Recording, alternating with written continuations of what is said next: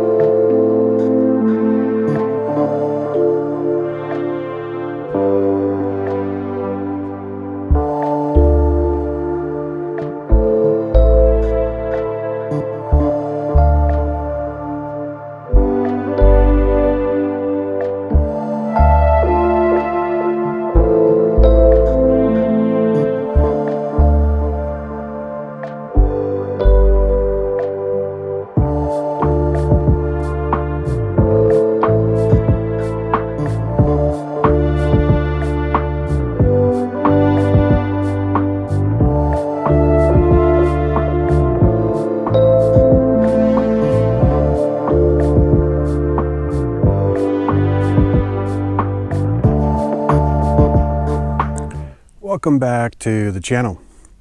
So this week, just going to be short, nothing overly exciting, maybe, we'll see. But we're set back up again in the Panhandle National Forest over in Idaho. This time we actually trekked quite a bit deeper into the forest than what we had last time.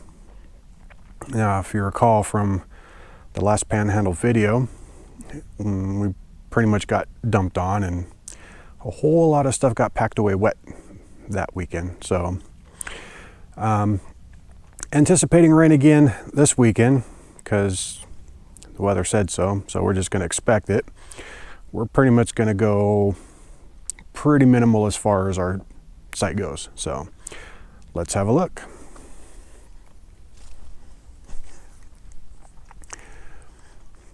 Pretty short, sweet, and simple. Of course, we got the truck with all of the contents of truck. Our awning, as you can see, is coming off the back of the truck this time as opposed to coming off the side. That should hopefully provide us with, at least a hopefully dry entry and exit path in and out of the truck. Just got the basic table, the basic chair, and the basic toilet / changing room. Now, we're pretty far down a road, okay? And you can see, I'll give you kind of a glance here. Road goes that way, pardon the sun, and the road goes that way. We're basically sitting on a fairly large turnout with a fire pit. Not gonna be burning anything this weekend because I haven't checked into Idaho's burning stuff yet to see if they're even allowed, but we're pretty much going to get dumped on starting tonight. So not even going to mess with trying to set up a fire because I'm not going to be able to really enjoy it anyway. So basically where this is, if you recall our last location, sitting just right off that other bend, this road actually goes further into the forest than where we were there. And when you're driving down this road, it gets really narrow. There are fallen trees that are sticking out almost into the roadway that you have to kind of go around. It's very, very rutted, very wet, a lot of mud puddles, some fairly deep ones. So really not expecting to see a whole lot of people up here. Like I said, I'd contemplated even just not putting the crapper up, but then of course, you know, into the first half an hour or so of being here, a truck goes by. Some old fella just kind of out exploring. A rare occurrence, I'm sure, but with that being said, I also wanted to have a dry place to take care of my business. So that's kind of what we got going on this weekend. I don't believe I mentioned it in the Montana video, but my drone has become a permanent resident of Montana. As luck would have it, when I stopped at Costco in Coeur d'Alene to fill up and eat lunch, I was just kind of poking around, and Costco happened to have in stock the next model up of the exact brand of drone that I was looking to potentially replace it with in the future anyway. I call that fate. So we bought a new drone. I've taken it for some test flights already today. This thing is very impressive. It's got obstacle avoidance on all 4 line of sights that it flies, so this one shouldn't end up in a tree anywhere. Cross your fingers. But I'm going to go ahead and get the insurance for it through DJI. It's not overly expensive, and it's accidental damage and loss protection. Figure you spend this kind of money on something like this that you're going to be using in locations such as this, probably should have some kind of insurance on it. So we're going to go ahead and check into that. So like I said, I have been playing with it already. I did a little bit of recording, just kind of feeling it out. I'm sure I'll probably end up attaching that into the video somewhere. And I think when I take off tomorrow, I'll see if I can get some of the road footage coming in here too, just to kind of take a look. Other than that, we're just going to kind of hang out for the weekend. Super minimal. Watch a lot of TV. Might go for a hike later. Old fella on the pickup truck, so there's about half a mile or so down the road, it actually opens up to probably what would have been a much better choice for camping, but I just kind of saw this pull out with a fire pit and thought, hey, great place to stop. So might take a walk down there, check that out. Might be a good location for next Panhandle trip. Guess we'll see. All right, so I thought maybe it might be fun to just kind of share and demonstrate something. And I thought, you know, just had some potato ham chowder for lunch, and thought, you know, it might be kind of fun just to share how I do dishes, because, you know, I live pretty minimal. I don't carry a lot of stuff. I have to be mindful of the amount of weight that I'm packing in my truck, as well as the space that I take up. So I carry about, on average, about 3 gallons of water. Now, when you're doing dishes, you know, when you're filling up tubs and stuff like that, 3 gallons don't get you very far. And being up here where my nearest water source is a mud puddle in the ground, you know, refilling jugs once a day just isn't an option. So we kind of have to go the minimal route with our water as well. So show you what I do. All right, so here we have the dish. We just had our potato ham chowder. See, it's all nice and messy. And basically all we're gonna do is grab paper towels,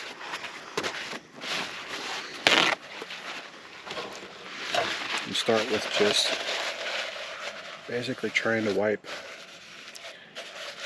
the bulk of whatever's left in there out.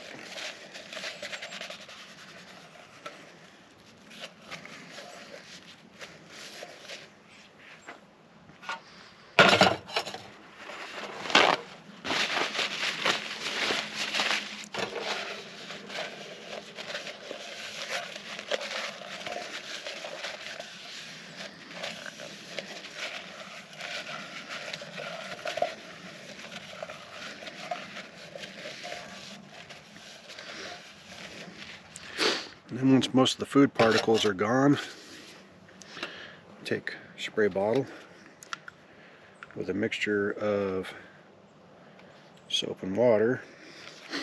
I personally like to use Dr. Bronner's. Use it for everything pretty much. Just give a couple good shots down into the pan or the pot.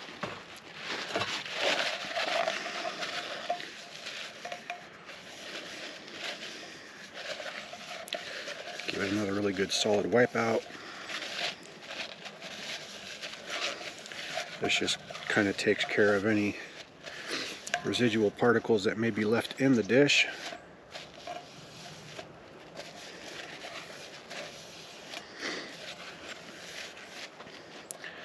And then what we do is follow that up with a vinegar rinse. Just give it a couple good shots with the vinegar. Let it sit there for a little while. Basically, vinegar makes a really good disinfectant. So it'll take care of basically sanitizing the pot. Give it another good wipe out.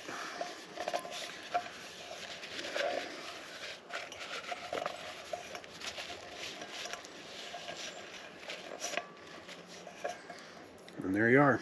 Clean pot ready to use for whatever goes in it next. Alright. Hope you enjoyed that little tidbit. Alright, so for today's dinner, we're going to do a simple chicken Alfredo recipe. I'm basically just going to have some pasta with chicken Alfredo. Should be pretty simple. Hopefully won't screw this up.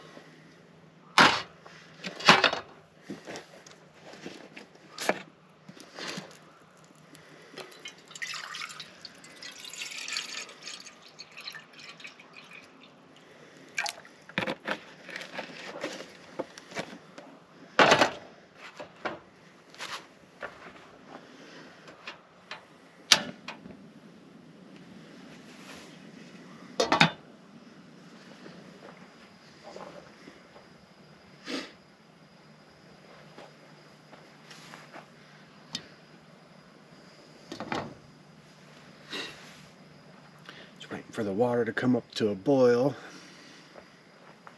So we can pour the noodles in.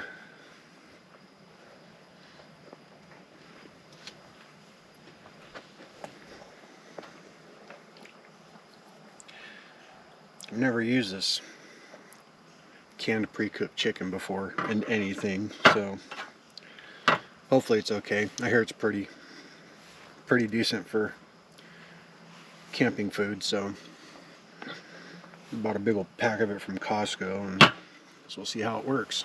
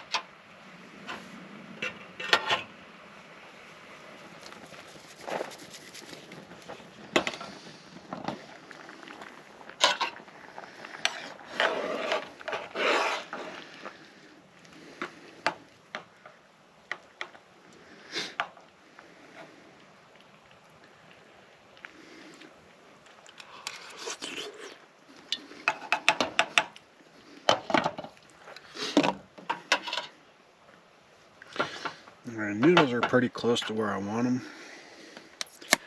We're going to crack this open.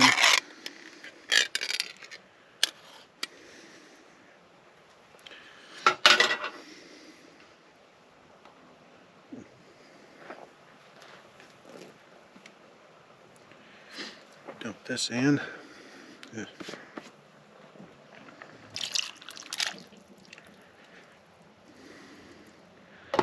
way the chunk of chicken can get heated up.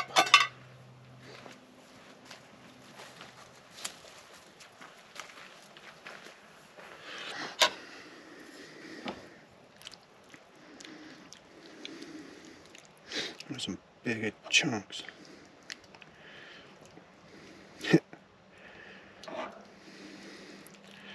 Wasn't sure what to expect.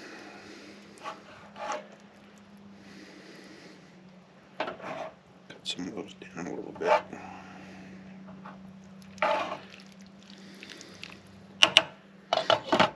Go grab one more can.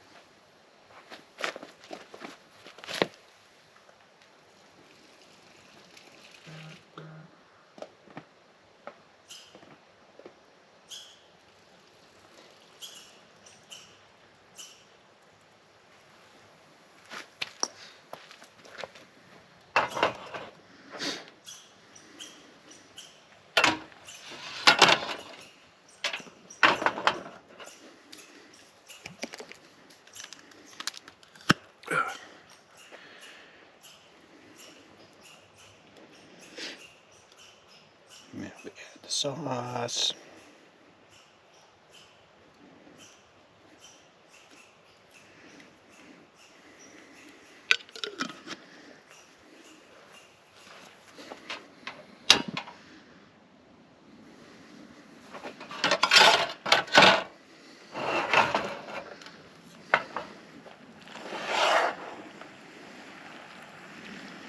Oh boy, that's a whole lot.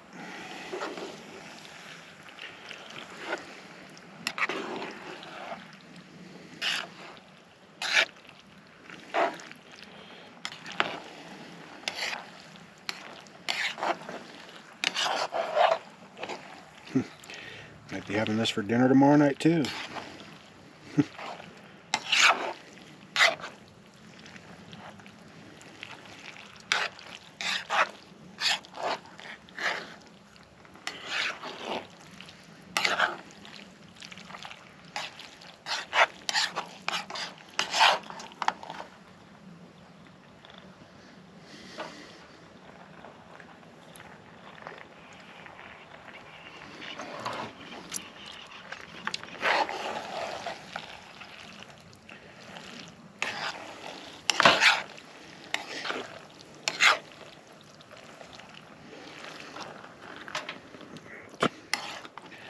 Should be enough.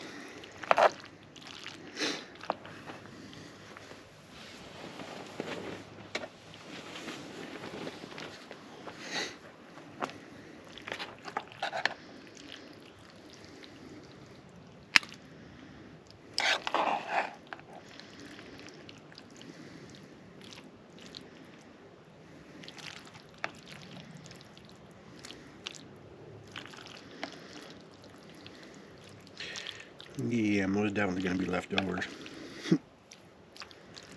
It's alright. Lucky for me, I have storage containers. Put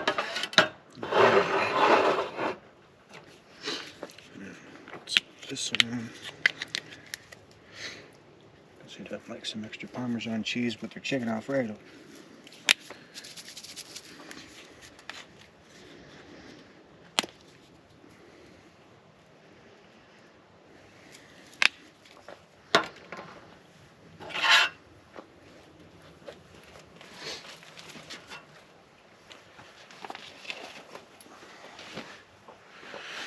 All right, so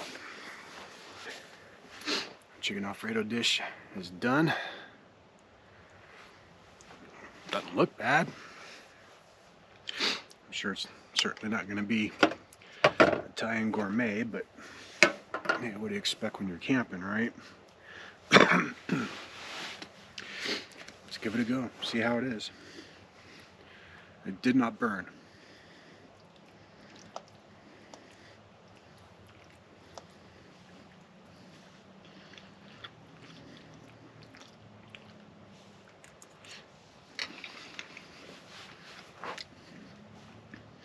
Not too bad. Let's try that chicken.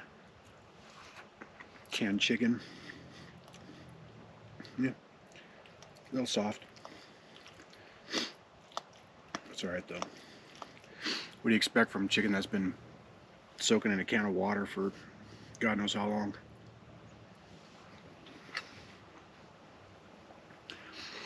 So, anyway, I'm gonna shut the camera off and finish this up, and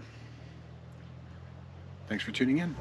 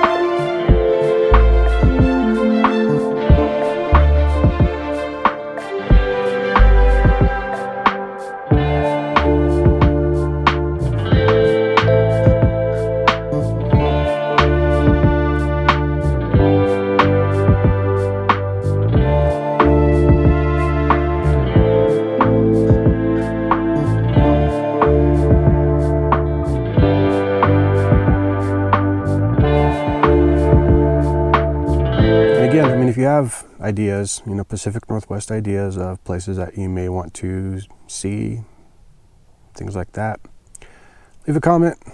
See what we can do with it. Thanks for stopping in. Hope you enjoy the video.